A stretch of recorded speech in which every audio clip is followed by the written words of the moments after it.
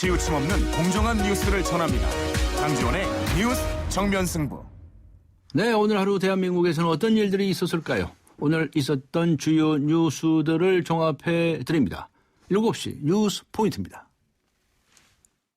엄마라는, 도전이라는, 헌신이라는 이름의 흉터. 때론 자랑스럽지만 달라졌으면 하는 여자 마음. 더마틱스 울트라로 흉터 달라질 수 있습니다. CPX 성분이 흉터를 흐리고 부드럽고 매끈하게. 흉터 전문 더마틱스 울트라.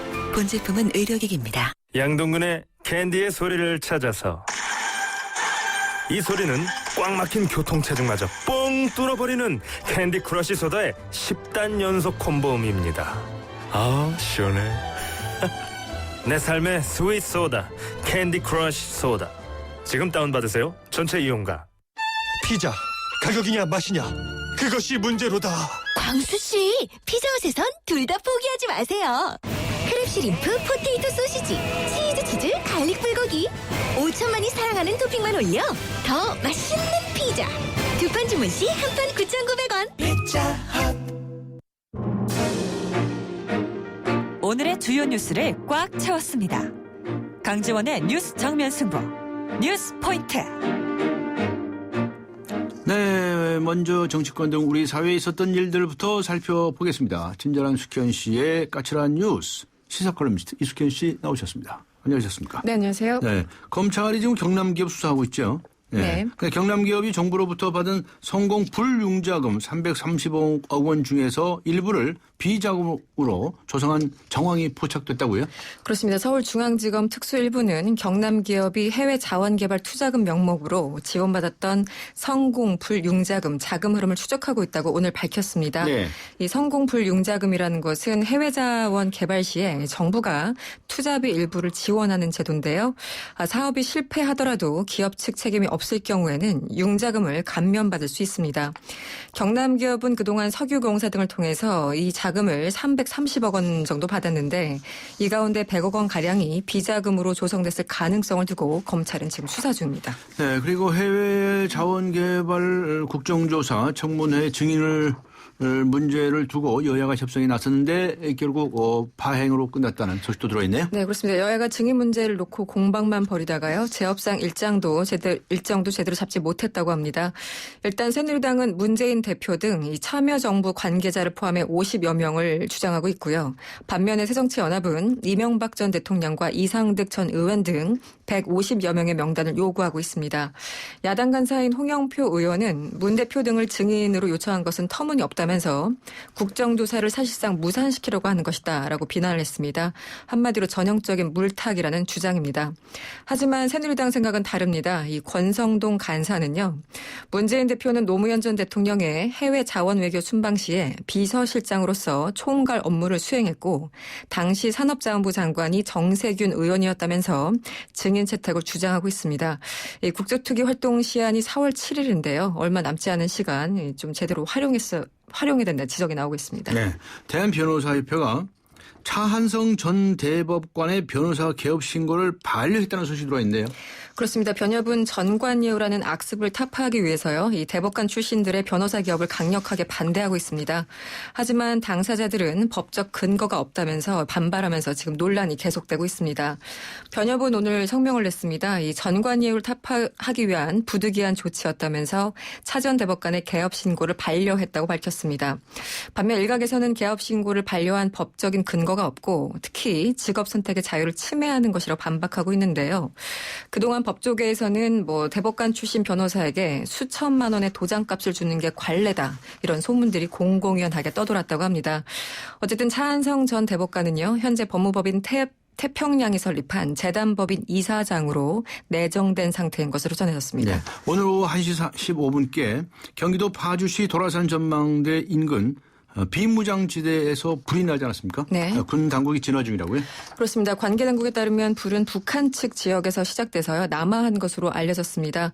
군 당국과 소방 산림 당국은 육군의 현장 지휘에 따라서 헬기 7대 그리고 소방차 11대 등을 동원해서 진화 작업에 나섰습니다.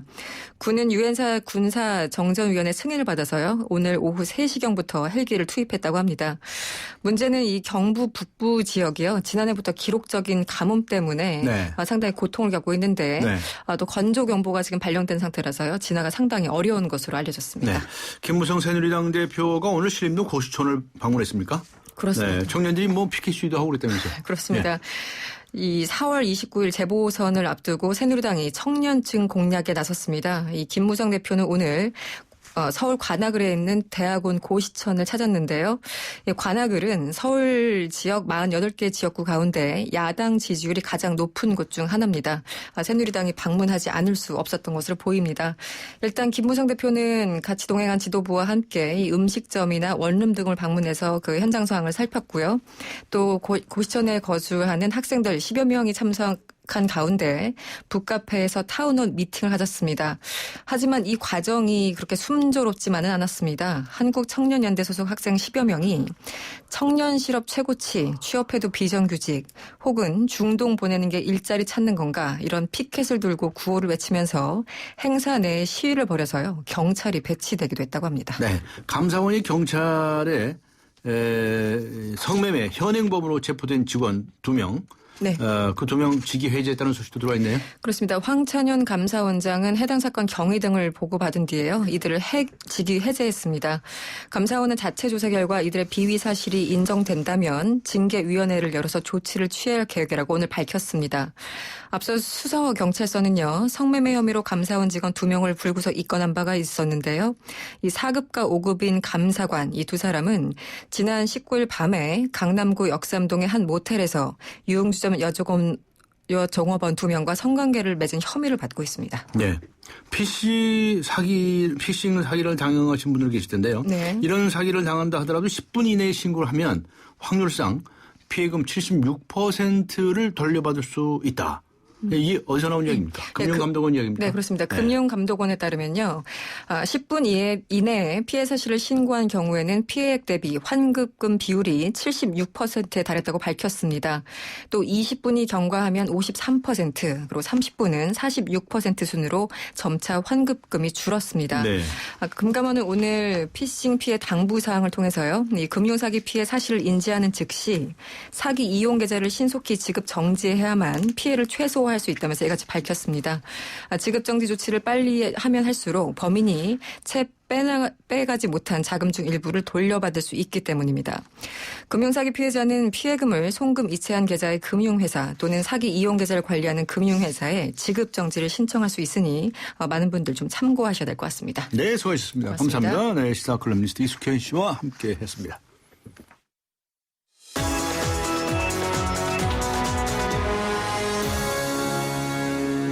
네, 이번에는 나라 밖 소식입니다. 오늘 하루 동안 세계에서는 어떤 일들이 있었을까요? YTN 국제부의 김지영 기자 연결합니다. 안녕하세요. 네, 안녕하십니까. 네, 싱가포르 국부로 초청받고 있죠. 리쿠안유 초대 총리 오늘 새벽에 타계했죠? 네네. 네, 제3세계 참 작은 도시 국가를 경제 부국으로 거듭나도록 한 싱가포르의 국부인데 이런 평가가 많은데 어떤 인물입니까? 네, 리카뉴 전 총리는 영국 식민 통치 시기인 1923년 부유한 화교 이민자 집안에서 태어났습니다.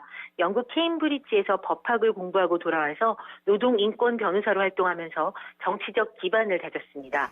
이후 화교와 노동계를 규합해서 인민행동당을 출범시켰고 창당 사무총장을 거쳐서 초대 의회 의원으로 당선됐습니다. 네. 영국 식민지였던 1959년부터 1990년 퇴임할 때까지 약 31년간 총리로 재직하면서 싱가포르 경제기적의 초석을 닦았습니다. 싱가포르가 독립할 당시에 1인당 GDP가 $400 수준이었는데요. 네. 리쿠안유가 퇴임한 1990년에는 30배가 넘는 12,750달러를 기록했고요. 네. 지난해에는 56,000달러로 세계 8위, 아시아 1위로 올랐으니까 경제기적을 이뤄냈다는 평가에는 이견이 없을 것 같습니다. 네. 그런가 하면 리쿠안유 전 총리는 가혹한 권위주의적인 통치 방식 때문에 이런저런 얘기도 많이 듣지 않았습니까? 네, 맞습니다. 리콴유 전 총리는 통치 방식이 가혹해서 아시아의 히틀러라고 불리기도 했습니다. 리콴유는 벌금과 태형 같은 엄격한 통제를 통해서 국가 경영의 효율성을 높이는 걸 강조했습니다. 리콴유는 마키아벨리 신봉자로도 잘 알려져 있는데요. 공공연하게 국민의 사랑을 받기보다는 두려움의 대상이 되는 게 더 중요하다고 단언을 하기도 했습니다. 네. 또 비판적인 기자를 감금하는 등 언론의 자유를 무시하는 태도를 드러내기도 했습니다. 이 때문에 물질적으로는 많이 부유해졌지만 국민 행복 지수는 한때 세계 최하위 수준을 기록하기도 했습니다. 네. 리콴유 전 총리가 우리나라의 그 박정희 전 대통령과 자주 비교되기도 하지 않습니까? 특별한 이유가 있습니까? 예, 아무래도 시대 배경과 통치 스타일이 비슷하기 때문인데요. 개발 독재를 통해서 제3세계 아시아 국가에서 기적적인 경제 성장을 이뤘다는 점도 같고, 또 리콴유의 첫째 아들인 리생룽이 11년째 총리직을 수행하고 있어서 2세가 현직 국가수장이라는 점도 비슷하다고 볼 수 있습니다. 네. 하지만 두 정치인이 공통점보다는 차이점이 더 크다는 평가도 많은데요.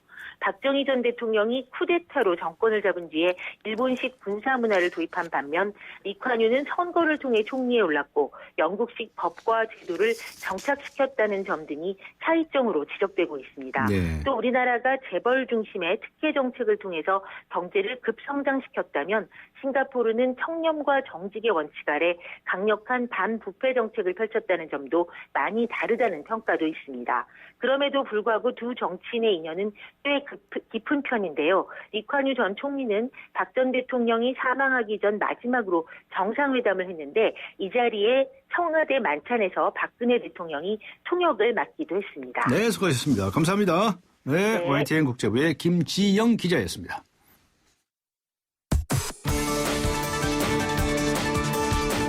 대한민국의 오늘 치우침 없는 공정한 뉴스 강지원의 뉴스 정면 승부가 여러분의 참여를 기다립니다.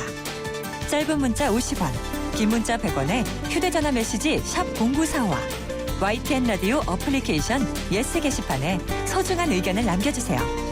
참여해주신 분들 중 추첨을 통해 정통 시사주간지 주간경향, 아시아 전문 월간지 매거진앤 구독권을 드립니다. 뉴스 정면 승부는 여러분의 참여로 완성됩니다. 대한민국의 오늘 강지원의 뉴스 정면 승부.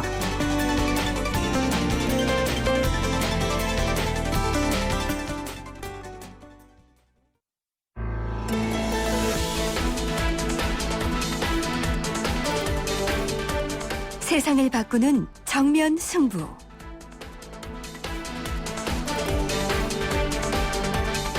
세상을 바꾸는 정면 승부, 매주 월요일 정치개혁 특집 화합의 정치를 말하다 시간입니다. 지금 우리나라 국민들은 정치권에 대해서 많은 불신과 실망을 가지고 있습니다. 도대체 왜 이런 일이 생겼을까요?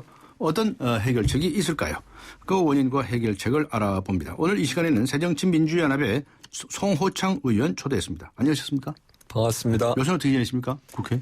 요새는 국회와 저희 지역 왔다 갔다 하면서 아주 네. 바쁘게 다니고 있습니다. 회기가 언제? 4월부터 7월, 다시 시작하기로 7월부터인가요? 했습니다. 예. 그 회기 아닌 때는 국회의원들은 어떻게 시간 보내십니까? 회기 준비하고요. 네. 공부하고 네. 많은 이제 정책이나 그 전에도 네. 정책이나 법안에 대해서 많이 준비를 해야죠. 네. 뿐만 아니라 그런 정책을 만들기 위해서도 네.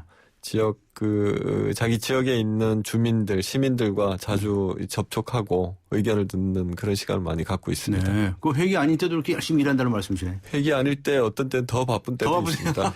그런데 왜 대한민국 국민들은 도대체 대한민국 정치권에 대해서 그렇게 불신을 하고 실망을 많이 합니까? 대한민국만이 아니라 뭐 인류 역사가 만들어지고 네. 정치를 통해서 우리 사회를 같이 운영하는 이후부터 네. 이건 뭐 인류의 이 고유한 뭐 영역인 것 같고요. 정치는 원래 그런 거다? 정치는 불신을 받을 수밖에 저는 없다고 생각합니다. 아, 그러세요? 왜냐하면 정치가 우리 사회 전반적으로 그 로드맵을 만들고 또 그걸 운영하기도 하고 또 여러 분야의 갈등이나 문제들을 조율하고 조정하는 역할을 해줘야 되는데 예. 그만큼 국민들이 어느 나라 어느 사회든지 간에 정치가 잘 해주기를 기대하고 네. 희망하는 것이 높죠. 근데 그 많은 사람들이 또 기대하고 희망하는 것을 다 채워줄 수 없는 것이 현실이고 네. 또 그 현실 안에서 갈등은 계속 생기고 또 그걸 조절하고 조정하는 것이 정치의 역할이기 때문에 네. 불신을 받는 것은 어쩌면 정치인 또는 정치 문제에서는 운명적이고 숙명적이다. 저는 네. 좀 그렇게 생각하고 있습니다. 그래서 지금 대한민국 정치 잘하고 있다 이 말씀이신가요? 아, 그건 아니죠. 아니겠죠, 설마. 그건 아니고 그런 불신과 비난 네. 그리고 이제 질책을 받는 것은 자연스럽고 당연한 것으로 좀 네. 받아들여야 된다는 얘기고요. 예. 그것을 가능한 한 잘 풀어나가도록 하기 위해서 많은 이제 노력이 필요하겠죠. 네. 초선 의원이시죠? 네, 그렇습니다. 근데 한 3년 하신 겁니까, 그러니까? 이번 4월 달이 되면 이제 만 3년이 됩니다. 예. 3년 해보신 거 어떻습니까? 그냥 밖에서 예. 처음 정치 시작하기 전에 생각하셨던 거 하고 예. 막상 금배지를 딱 달고 예. 국회의원으로서 해보신 거 하고 예. 어떻게 다르던가요? 정말 많이 다른 것 같아요. 많이 달라요? 정말 오. 생각했던 것 밖에서 보고 또 기대했던 것보다 훨씬 힘든 것 같고요. 힘들어요? 예. 힘드세요? 오. 힘들지 않으면 오히려 그게 좀 문제가 있지 않은가 싶은 네. 정도고요. 네. 아무래도 이제 정치를 하기 이전에 예. 다른 사람들, 그러니까 각자 자기 영역에서 자기 일을 하는 사람들 같은 경우는 자기 분야, 자기 영역에서의 일만 충실하게 하면 되고. 그렇죠. 전문적인 그런 분야, 자기 예, 분야에서. 저처럼 이제 뭐 그 시민 운동을 하거나 네. 어떤 그 시민 단체에서 특정한 어떤 그 목소리를 대변하는 그런 활동을 했던 사람 같은 경우는 그 전에는 그 분야에 자기하고 같이 일을 하고 있는 사람 또는 그 기반하고 있는 사람들의 목소리만 대변해주면 되는데 예. 정치는 그 사람들만을 위한 것이 아니라 네, 온 네. 국민을 전체 국민을 대변해줘야 되고 전체 국민을. 그렇죠. 아, 예. 그리고 전체의 그 이해관계자의 모든 것을 다 조정해줘야 되기 때문에 예. 정치하기 이전에 했던 것과 똑같은 생각을 하고 똑같은 활동, 똑같은 방식으로 한다고 하면 오히려 그게 이제 저는 잘못된 것이라고 생각합니다. 네. 그런, 그렇군요. 그런 의미에서 그 정치를 하기 이전에 활동하던 것과는 좀 다르게 생각하고 또 멀리 보고 전체적인 것을 보면서 조정을 해줘야 되기 때문에 훨씬 더 좀 힘들고 복잡한 것 같습니다. 네. 오늘은 이 뜨거운 무슨 정치 현안에 관한 것보다도요. 이제 정치를 좀 한 3년 해보셨으니까요. 우리나라 정치권에 어떤 것이 좀 문제고 그래서 국민들을 좀 편안하게 못해줬다면 어떻게 고쳐나갈 수 있을까. 무슨 느끼신 게 있으실 것 같아요. 또 오히려 더 초선이시기 때문에 더 날카롭게 말씀도 해 주실 것 같아서 편하게 마음 먹으시고요. 예, 예. 이렇게 시간을 좀 할애해 주시면 대단히 알겠습니다. 고맙겠습니다. 예. 힘들다고 앞에 말씀하셨는데요. 그렇게 힘드세요? 어떤 점이 가장 힘드세요? 지역 국민들이 제일 힘듭니까? 아니면 당의 대표가 힘듭니까? 아니면 청와대가 힘듭니까? 뭐가 힘드십니까? 모든 면이 다 힘들다고 다 생각하는데. 힘들다고요? 아이고. 그러니까 실제로 정치인으로서 그 책임과 예. 그 권한과 마찬가지의 크기에 예. 책임을 가지고 있지 않을 때는 어떤 문제 제기를 하면 되고 예. 잘못하는 게 있거나 좀 문제가 있다고 하면 지적을 하면 되고 비난을 하면 됩니다. 예. 근데 이제 책임을 가지고 이 문제를 풀어야 되는 입장에 있게 되면 그 모든 것이 다 자기한테 이제 부담이 되는 것이고 네, 네. 정부에 대한 비난이나 지적을 한다고 하더라도 그것이 단순히 정부 여당에 대한 문제만이 아니라 야당이나 야당 정치인도 그 책임이 일부가 있는 거기 때문에 예. 같이 그 책임을 느낄 수밖에 없는 거겠죠. 네. 책임을 더 크게 느끼셔서 이제 힘들다 이런 말씀을 하시는 것으로 이해가 되네. 예, 전반적으로는 좀 그런 네. 상황입니다. 그런데 어떻든가요? 이 국회 선진화법 있지 않습니까? 네. 그 법이 있기 전에는 국회 모습이 늘 치고받고 싸웠지 않습니까? 예. 그러니까 이제 뭐 한쪽에서는 강행하려고 그러고 한쪽에서는 뭐 틀어막고 뭐 햄머로 들고 부시기도 하고 말이죠. 뭐 법 통과시키지 못해가지고 난리를 구슬하고 막 그러지 않았습니까? 네. 또 연말 되면 탁탁 해치고요. 근데 국회 선진화법이 있은 후에는 조금은 달라진 것 같다는 얘기를 하신 분도 있습니다. 어떻게 평가하십니까? 예, 제가 작년에 그 12월 2일 날, 예. 국회 2015년 예산을 최종 결정하는 그 예산결산 특위의 그 예산안 조정 소위위원을 했습니다. 아, 예, 예. 그래서 저희들이 이제 14명의 여야 의원들이 모여서, 예. 예산안을 최종적으로 조정했고, 예. 거기서 조정을 하지 못하면 12월 2일을 넘기게 되는 거죠. 그렇죠. 그리고 거기서 조정을 하지 못하면 여야가 이제 그야말로 싸움을 할 수밖에 없는 그런 지경이 되는데 네. 제가 그 작년에 그 예산 소위에서 활동을 하는 과정을 이렇게 보면 선진화법이 물론 있기 때문에 네. 할 수 없는 그런 것도 있겠지만 법이 없다고 하더라도 여야의 소속 의원들이 잘만 조정하고 잘만 의논을 한다면 네. 그렇게 이제 국민들한테 싸움만 하는 그런 이미지를 안 심어주고도 일을 할 수가 있지 않을까 하는 경험을 좀 했던 것 같습니다. 아, 할 수 있다고요? 예, 선진법이 아니라 하더라도 아니라고 서로 하더라도 할수 타협을 있다고 통해서 생각합니다. 할 수 있다고요? 그게 근데 수십 년 대한민국 역사에서 왜 그럼 그렇게 못했답니까? 그게 이제 제가 이때까지 사회활동을 하면서 그리고 예. 특히 이 3년간의 의장 활동을 하면서 제일 절실하게 느낀 것이 예. 시민성의 문제입니다. 저는. 시민성? 예. 예. 이것이 정치권 또는 정부나 정치권에서 해야 될 일이 있고 할 수 있는 게 있지만 예. 그게 온 국민들이 또 같이 만들어줘야 되는 그런 문제인데 네. 이것을 전체적으로 다 모아서 보면 그게 이제 시민성 또는 그 사회의 정치의식 또는 시민들의 주인의식 네. 이게 이제 총체적인 것이 아닌가 생각을 합니다. 예를 들면 예. 작년 한 해를 완전히 우리나라를 얼어붙게 했던 그 세월호 사건. 그 네. 문제에 대한 그 문제를 보면 이제 모든 것이 다 해명이 가능하다고 보는데 네. 기본적으로 정부와 정치권 그리고 그런 어떤 규율과 룰을 만드는 그 그룹에서 제일 큰 문제가 있고 거기에 책임이 제일 크지만 예. 이것이 민간 영역으로까지 넘어가고 민간 영역과 함께 이렇게 운영되는 것이기 때문에 네. 세월호 같은 그런 민간 회사가 배를 운영하는 과정에서 문제이기 때문에 이것이 시민들의 전반적인 어떤 그 규율을 만들고 법을 만들면 그것을 지키는 수준이나 방식 네.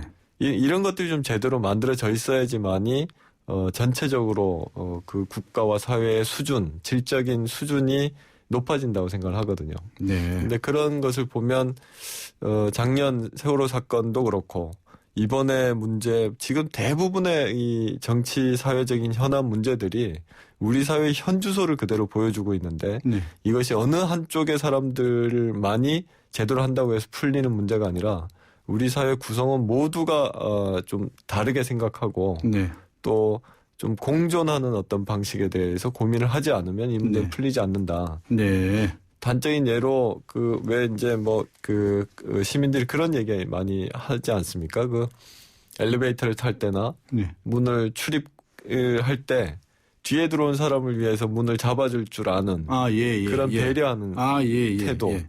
이것이 무조건 따라야 된다는 것이 아니라 이게 어떤 사회에서 같이 공존하고 다른 사람을 배려할 줄 아는 기본적인 태도라고 생각하거든요. 네, 네. 다른 사람을 배려할 수 있는 그런 사람들과 그런 사회라면 그런 사회가 돼 있었다면 저는 작년 같은 세월호 사건 같은 것이 일어나지 않았을 거라고 생각을 하고 네. 그런 어떤 룰을 제대로 만들고 운영할 수 있는 것이 정치가 해야 되는 중요한 역할 중에 하나라고 생각합니다. 네. 그런데 대한민국 정치권은 그렇게 공존하고 배려하는 자세가 안 돼 있던가요? 역시 이제 사회와 전혀 동떨어져 있는 데가 아니기 때문에 예. 정치권 역시도 그런 것이 이제 많이 부족하기 때문에 네. 서두에서 이 프로그램 처음에 얘기하신 것처럼 그 화합의 모습 서로 이렇게 조정하고 조율하는 그런 능력이 많이 이렇게 떨어져 있는 게 아닌가 싶습니다. 네. 그런 연습도 돼 있잖아요, 그죠? 예. 예. 그래서 이제 제가 이제 뵙자마자 국회 선진화법 전과 후에 관해서 말씀을 여쭤봤는데 법률의 경우에는 야당이 협조해주지 않으면 참 곤란하게 되죠, 그죠? 예. 그리고 예산의 경우에는 거꾸로고요. 꼭 거꾸로라고 할 수는 없는 것 같고요. 둘 다인 것 같습니다. 둘 다. 이거는 예산의 경우는 정부와 국회와의 관계에서 풀어지는 거기 때문에. 네. 알겠습니다. 그런데 그래서 이제 우리 정치권의 가장 큰 문제점이 무엇일까 이렇게 이제 질문을 드리고 싶은데요. 예. 한 3년 정치를 해보시면서 정말 이거부터 뜯어 고쳐야 된다라고 생각하시는 것이 있으실 것 같아요. 있습니까 없습니까? 아주 있으시죠. 깊이 있습니다. 있으시죠. 예. 그런 말씀을 좀 오늘 좀 해주시면 좋겠어요. 어떤 거라고 말씀을 해 주시겠습니까? 기본적으로 좀 상대방 얘기를 좀 들어줬으면 좋겠습니다. 네. 이때까지 쭉 보면 특히 정치권에서 많이 이렇게 비난받고 지적당하는 것이 그냥 싸우기만 한다라는 건데 그 이유는 상대방 입장을 고려해주지 않고 내 얘기만 하려고 할 뿐 다른 사람 또는 상대방의 이야기를 진심을 가지고 진정성을 가지고 이 청취하지 않는 네. 그 무조건 배척하고 내 입장만을 관철시키려고 하는 그런 태도가 가장 강한 것이 이 정치권이 아닌가. 네. 물론 우리 사회 전반적으로 그런 경향들이 아주 많고 네. 그것이 아까 말씀드린 대로 우리 사회의 어떤 시민성의 수준이다. 네. 저는 네. 좀 생각을 하고요. 네. 그런 점에서 모든 사회 이제 그 지도층에서 다 마찬가지의 이 역할을 좀 해야 되겠지만 특히 정치권에서 좀 그런 문제, 상대방의 입장을 들어주고 배려해주는 그래야지만 이게 어떤 문제든 타결이 될 수 있다고 생각합니다. 네. 그런데 참 옳은 말씀을 해주신 것 같은데요. 정말 진정성을 가지고 상대방을 좀 배려하고 뭐 또 다 국민을 위한 일이니까요. 그렇게 했으면 얼마나 좋겠습니까? 근데 도대체 왜 그렇게 못한답니까? 도대체 사람을 바꿔야 됩니까? 무슨 제도를 바꿔야 됩니까? 뭘 바꿔야 됩니까? 국민들이 다 바라는 거거든요. 그죠? 예. 네. 그래서 저는 오늘 좀 시간을 좀 가지고 네. 그런 말씀을 좀 해 주셨으면 하는 부탁을 좀 드리고자 합니다. 하여튼 뭔가 좀 바뀌어야 되겠죠? 예, 그렇습니다. 네. 예. 제도도 바뀌어야 되겠지만 네.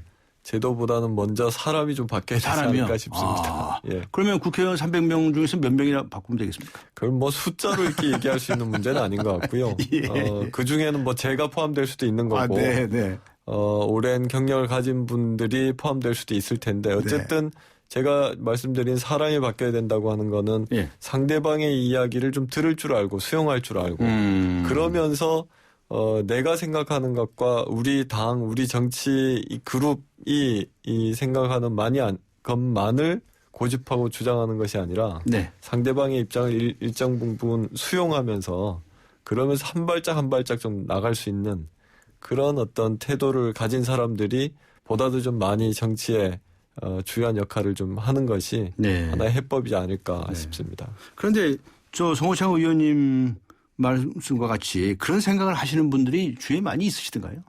국회의원들 중에. 개별적으로 이렇게 보면 네.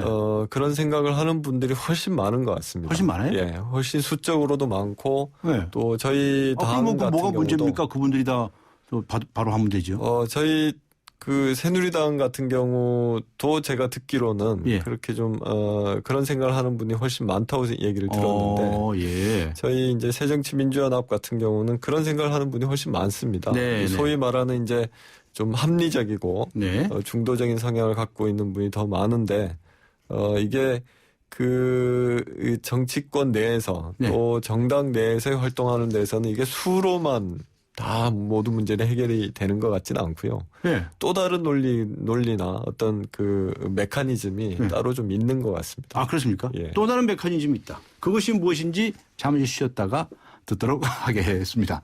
네, 지금 새정치민주연합의 송호창 의원님과 함께 정치개혁 특집 화합의 정신을 말하다 진행하고 있습니다. 잠시 후 돌아오겠습니다. 서윤이 엄마. 민호 아버님. 당신의 이름 대신 누구 엄마, 아빠로 불리는 일이 많아졌다면 악사 자동차 보험과 만나세요. 당신과 자녀에게 꼭 필요한 보장을 다이렉트로 더 저렴하게, 모바일로 간편하게. 악사 다이렉트. 가입 시 유의사항을 꼭 확인하세요. 쉐보레 4주년 기념 빅4 업그레이드 프로그램. 인기 모델 구입하고 추가 비용 없이 업그레이드 받으세요. 크루즈 구매 시 트림 업그레이드. 캡티바는 프리미엄 팩으로. 말리부는 디럭스 팩으로. 올란도는 DMB 내비게이션을. 놓치기엔 너무 빅한 혜택. 3월 한 달간 일부 모델 제외 홈페이지 참조. Chevrolet. Find new roads. 전해주고 싶은 얘기 바람병에 담으면 한글이 모자랄지도 몰라. 병 하나에 담을 수 없는 초정탄산수 이야기. 파란을 일으키다. 초정탄산수. 안녕하세요. 이서진입니다. 투자는 수익성과 안정성 둘 다 중요하죠. 모든 준비는 끝났습니다. 그래서 올셋 NH농협금융과 글로벌 자산운용사 아문디가 만난 NHCA 자산운용 올셋 투자. 레디? 올셋. NHCA 자산운용. 네, 중앙선거관리위원회가 지역 감정을 조장하는 댓글과 발언에 대해서 처벌을 하겠다고 합니다. 어떻게 생각하십니까? 오늘의 뉴스 생각하기 주제이지요. 환영합니다. 지역 감정 유발 발언으로 감정이 격화돼서는 안 되죠. 이 모두가 정치인들의 지역 구도 때문 아닐까요? 4184번님 의견입니다. 처벌하는 것이 좋겠습니다. 그러나 쉽지는 않을 것 같네요. 기준을 명확히 해야 하는데 그렇게 되면 빠져나가기도 쉽지 않을까요? 5859번님 의견입니다. 네, 짧은 문자 50원, 긴 문자 100원의 유료 문자죠. 우물정 0945, 우물정 0945번으로 의견 보내주시기 바랍니다. YTN 라디오 애플리케이션 예스 게시판도 활용해 주시고요. 강지원의 뉴스 정면 승부, 잠시 후 송호창 의원과 함께 정치계획 특집 화배 정치를 말하다 이어가겠습니다. 서양 고전음악을 완성시킨 천재 작곡가 악성 베토벤. 그의 음악적 잠재력을 일깨워준 사람은 스승인 크리스티안 네페 선생님이었습니다.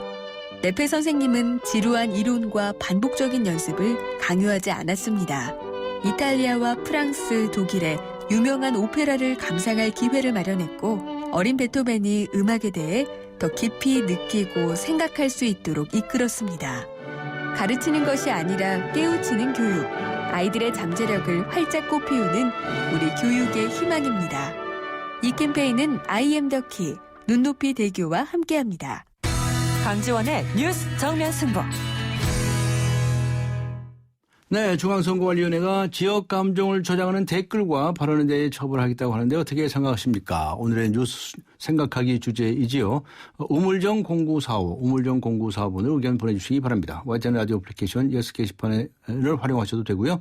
추첨을 통해서 정통 시사 주간지 주간 경향 그리고 아시아 지역 전문 월간지이죠. 매거진 N 구독권 보내드리겠습니다. 잠시 후 새정치민주연합의 송화청 의원과 함께 정치개혁 인터뷰 이어갑니다. 강지원의 뉴스 정면 승부 4부 들어갑니다.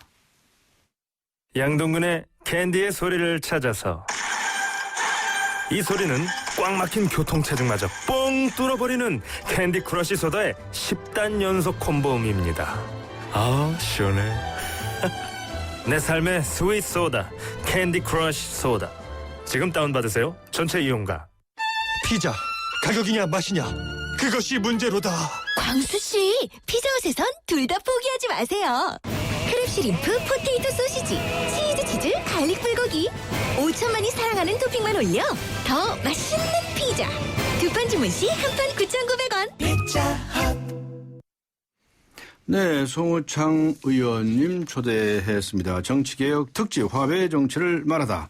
앞에 말씀하실 때 참 정말 우리 정치권의 많은 이들이 상대방 얘기도 잘 들어주고요. 진정성을 가지고 접근하고 그랬으면 좋겠다라고 하는데 그렇게 잘 안 된다면서요. 예, 네? 예. 또 숫자도 또 많은 분들이 그런 것 같다고 말씀하시는데 안 되는 데는 무슨 또 다른 무슨 메커니즘이 있는 것 같다. 물론 말씀하셨는데 무슨 요상한 메커니즘이 있습니까? 그러니까 여러 가지 정치인이 움직이는 방식 그리고 네. 어떤 정치적 결정을 하는 과정이 항상 옳은 방향으로만 가는 것이 아니라 한편으로는 많은 시민들의 뜻에 따라서 네.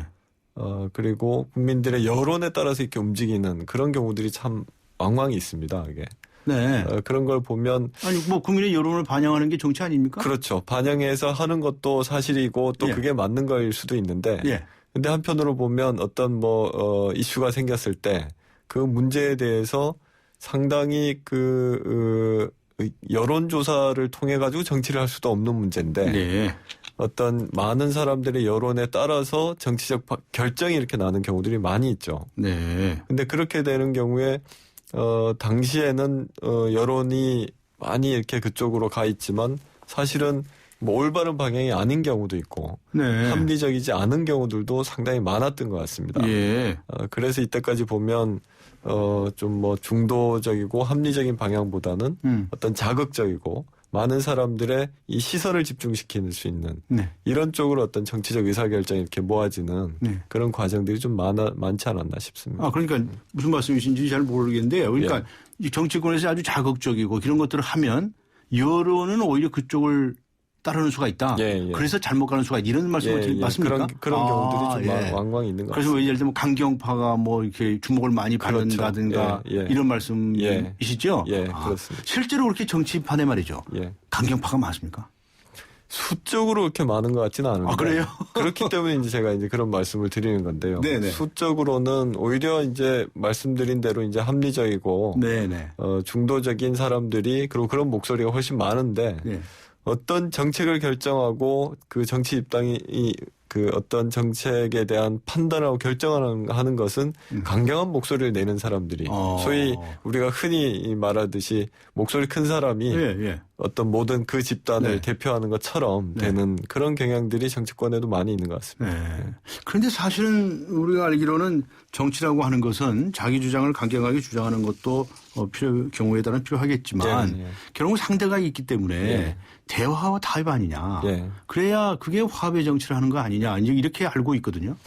근데 이제 여론 또는 국민들의 그 표면적인 지지를 많이 받는 것은 대화 타협은 자연스럽고 합리적이긴 하지만 국민들이 분노하고 감정적으로 격해졌을 때는 조용하게 화해하고 조용하게 대화하면서 문제를 푸는 것보다는 격하게 싸워서 상대방을 제압해 주는 것을 오히려 더 바라고 더 거기에서 이제 쾌감을 이렇게 얻을 수도 있기 때문에 강경파들이 이렇게 부딪히고 충돌하게 될 때는 그 아주 핵심적인 양측의 지지자들이 목소리를 크게 내게 되고 그러면서 국민 전체의 어떤 이해관계를 대변하는 것처럼 그렇게 이제 보여지는 경우들이 있는 거죠. 네.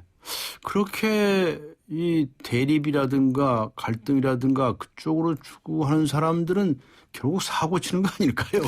그래서 길게 보면 국민들이 맞득해야 하지 않을 것 같은데요. 그러니까 이 정치 과정은 뭐 상대방을 이겨서 어떤 결론을 도출해내든 아니면 상대방과 타협을 해서 어떤 결론을 도출해내야 되는데 이기든지 타협을 하든지 간에 뭐 여러 가지 방법이 있겠지만 가장 나쁜 방법이 자기 자신의 정책을 제대로 홍보하고 알리고 뭐 선거 같은 경우를 대표로 보면 자기 자신 후보의 능력과 자질을 홍보하고 알려서 당선되도록 하는 방법이 있지만 그게 아니라 상대방이 자격 없고 문제가 있다라고 하는 네거티브를 통해서 자기 스스로 자기가 이제 선거에서 이기는 이런 과정이 있지 않습니까?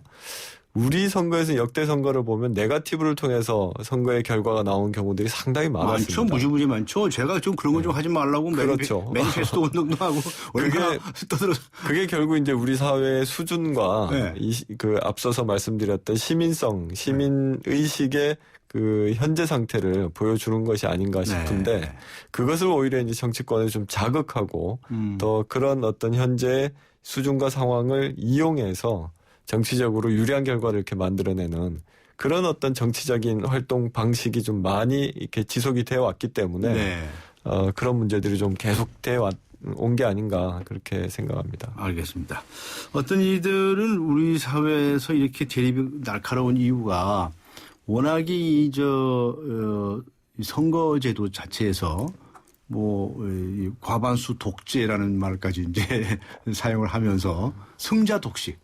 한쪽에서 모든 걸 다 먹게 되는 이런 것 때문에 죽기 아니면 살기식의 싸움을 하지 않느냐 이런 얘기 하신 분도 있거든요. 그런 문제도 분명히 있는 것 같고 그렇기 때문에 지금 이제 우리 정치권에서 개헌 문제가 나오고 있는 이유도 이제 그것 때문인 것 같습니다.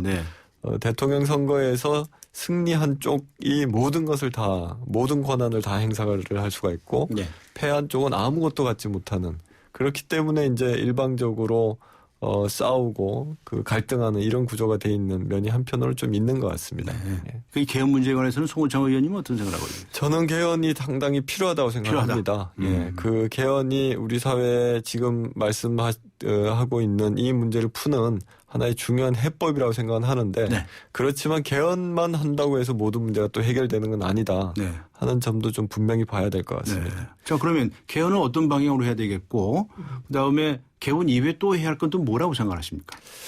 앞서서 얘기하셨던 선관위에서 지금 지방 갈등을 조장하는 무슨 댓글이라든가 이런 거 거기에 전라도 홍어, 영남당 이런 따위의 말들을 하지 마라. 그것을 법적으로 제도적으로 규제하겠다라고 하는 건데 이게 법이나 어떤 결정, 개헌도 마찬가지인데 헌법이나 법률을 만드는 것, 정부가 어떤 정책 결정을 하는 것은 환자에게 약을 쓰는 것과 좀 마찬가지 아닌가 싶습니다. 기본적으로 아주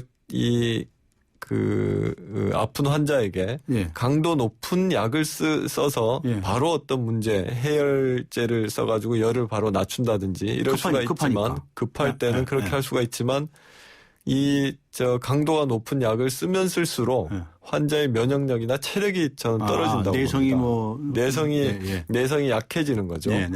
그렇게 해서 강한 처방만 계속 한다고 해서 이 환자가 궁극적으로 건강해질 수 있느냐. 당장 아픈 것은 해결할 수 있을지 몰라도 체력이 약화되고 장기적으로 보면은 환자에게 훨씬 더 독이 될 수도 있다. 이렇게 생각을 하는데 지금 이 문제 법을 만들고 개헌을 하고 정책을 만드는 모든 문제들이 저는 다 마찬가지 문제라고 봅니다.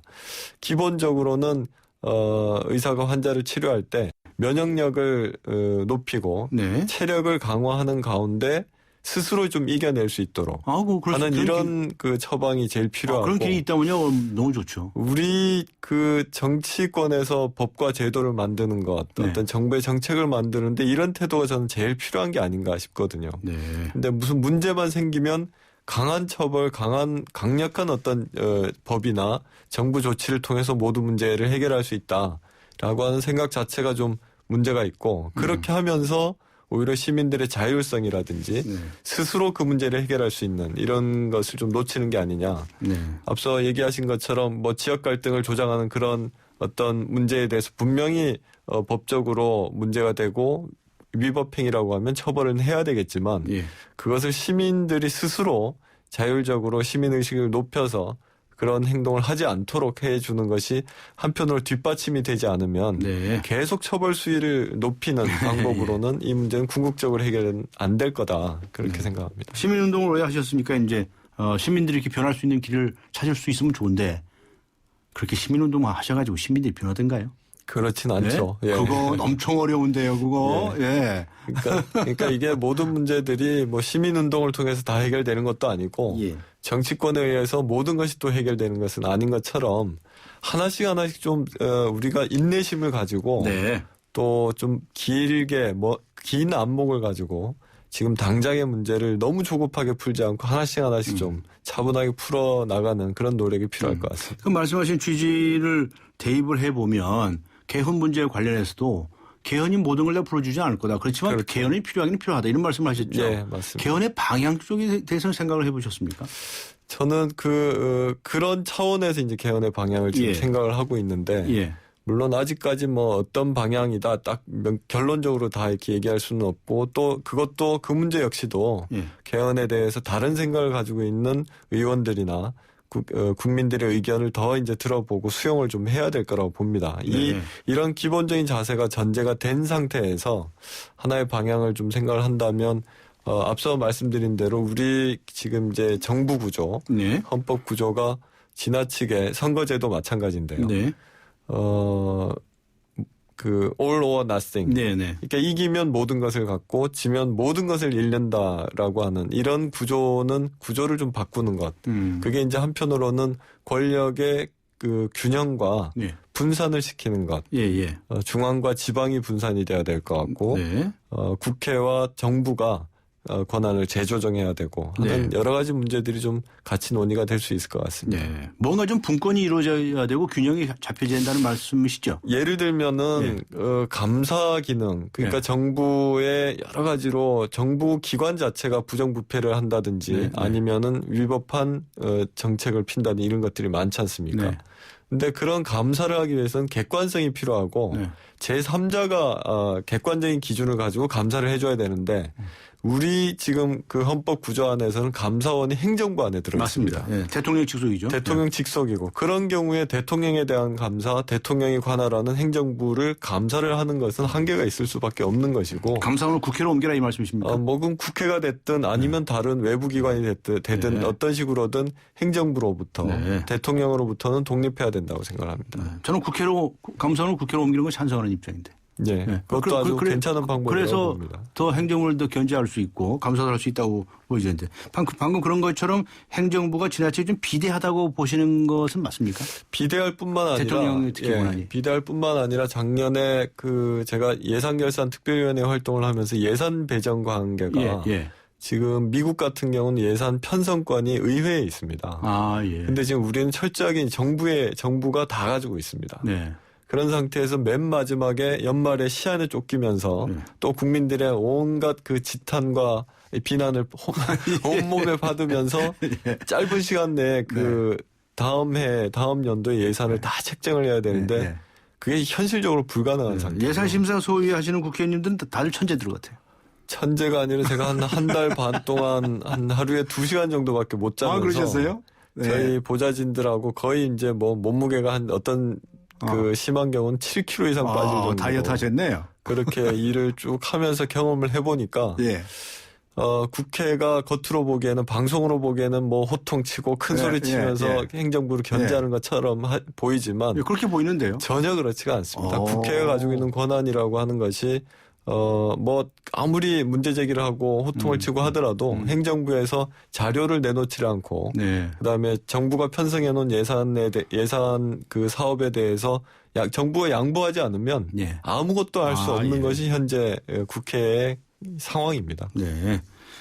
앞에 말씀하시기를 또 이 중앙과 지방의 권력도 분산해야 된다고 말씀을 하셨는데 이것도 저는 전적으로 옳다고 생각을 하는데요. 예. 그런 필요성이 좀 느끼시죠? 아무래도 이제 권한과 그 역할 배분의 문제일 텐데 그 중에서 가장 중요한 문제가 재정적인 문제. 예산을 얼마나 자율성을 가지고 이제 예산 운영을 할 수 있느냐 하는 문제인데 물론 그 몇 개 이제 지방자치단체 같은 경우 예외가 있습니다만 거의 대부분은 재정의 80%를 국고에 그 중앙정부가 관할을 하게 되고 자체적으로 예산을 편성 운영할 수 있는 게 이 지방자치단체 한 20% 정도밖에 되지 않습니다. 그런 상태에서는 자율적인 어떤 사업을 할 수가 없는 그런 한계가 분명히 있고요. 그렇지만 물론 이것을 지금 상태에서 그냥 예산만 풀어준다고 해서 문제가 다 해결되는 건 아니죠. 그런 권한이 생기고 예산을 더 가질수록 책임이 더 높아질 수 있도록 지방자치단체가 예산을 함부로 자의적으로 이렇게 운영하지 않도록 하는 다른 규제 장치가 반드시 필요한데 그런 것이 그 같이 병행되면서 좀 지방자치의 분권화가 병행돼야 되지 않을까 싶습니다. 네. 대통령 권한에 관해서도 이제 좀 분권이 필요하다고 이렇게 보시는 거죠? 네, 그렇습니다. 알겠습니다. 그런 이제 개헌도 추진하는 것이 좋다는 말씀이시고 선거구제 말씀을 잠시 하시다 마셨는데요. 선거구제 제도는 왜 필요하다고 생각하십니까? 지금 다 소서 선거구제가 돼가지고 뭐 당선된 사람들은 좋지만 이 낙마한 사람들의 표를 다 모아보면 실제로 그 당의 대표성이 그대로 반영이 안 된다는 주장이 많지 않습니까?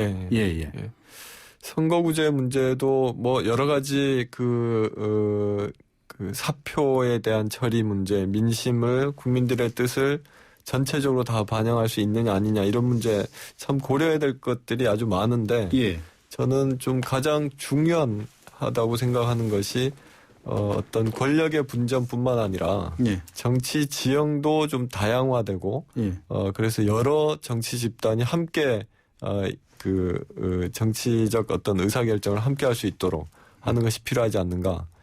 요약하면 결론적으로 저는 좀 장기적으로는 다당제가 좀 정착될 수 있도록 그렇게 좀 나가야 되는 게 아닌가.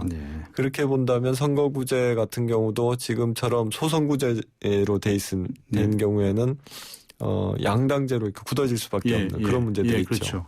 그래서 여야의 그 거대 정당들만 생존하는 것이 아니라 다당제로 좀 나아가는 방향으로 선거구제도 좀 그 개편되는 것이 필요하지 않을까 싶습니다. 그래서 이번에 선거 관련해서 제안한 그 권역별 비례대표하고 득표율제도 그게 이제 주목을 많이 받게 되는데 이렇게 되면 지금 현재의 새누리당과 새정치민주연합에서는 의석의 상당수를 뺏기게 됩니다. 그리고 이제 다른 제3의 소수당에게 국회의원 의석이 가지 않습니까?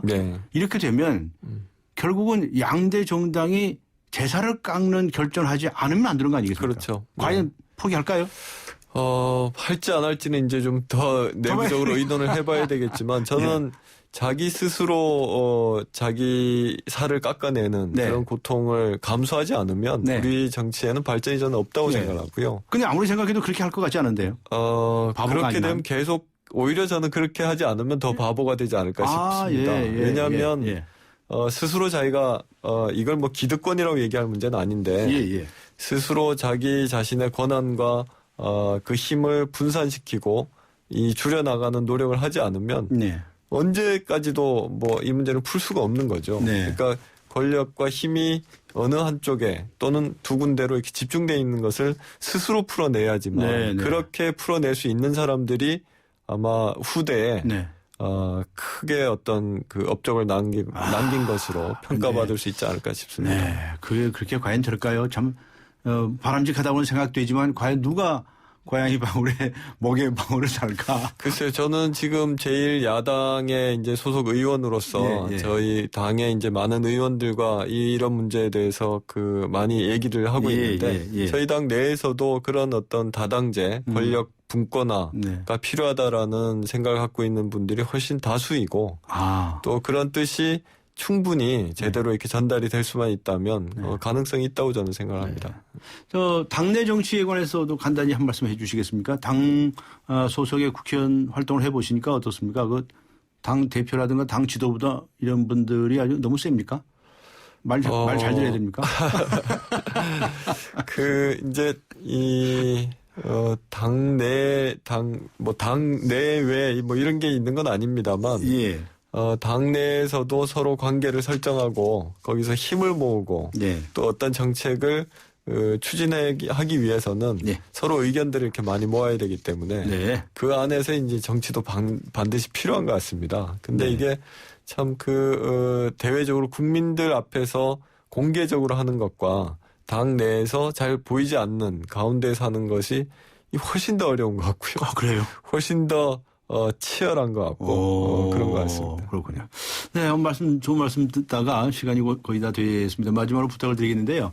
아무래도 이제 우리 정치의 가장 큰 요소라고 하면 우선 청와대, 대통령, 또 여당, 야당 뭐 이렇게 있을 것 같습니다. 청와대에 대해서도 한 말씀 해주시고 여당에 대해서도 한 말씀 해주시고 야당에 대해서도 한 말씀 해주십시오. 과연 어떻게 해야 이 나라 정치권이 변화할 수 있을까? 모든 정치인에게 다 마찬가지라고 생각이 되는데 특히 청와대 그리고 여당 같은 경우에는 지금 현재 내가 가지고 있는 것을 어떻게 하면 다 쓸 수 있을까라고 생각하기보다도 임기가 끝나고 난 다음에 국민들에게 어떤 평가를 받을까를 좀 생각하는 게 필요하지 않을까 싶습니다. 어떤 일을 하든지 간에 그 일을 마무리하고 난 이후에 그 뒷모습이 저는 아름다워야지만 그리고 제대로 평가받을 수 있는 것이 제일 중요하다고 생각하는데 왜냐하면 그랬을 때 그 일이 끝나고 난 이후에 어떤 새로운 다른 역할을 한다든지 어떤 평가를 제대로 받을 수 있을 거라 그렇게 생각을 합니다. 그래서 지금 당장 정부 청와대 같은 경우도 당장 뭐 청와대 내부 인선의 문제나 정부의 정책에 대해서 이것을 반드시 관철시켜서 어떤 것을 취하겠다라는 걸 생각하기 이전에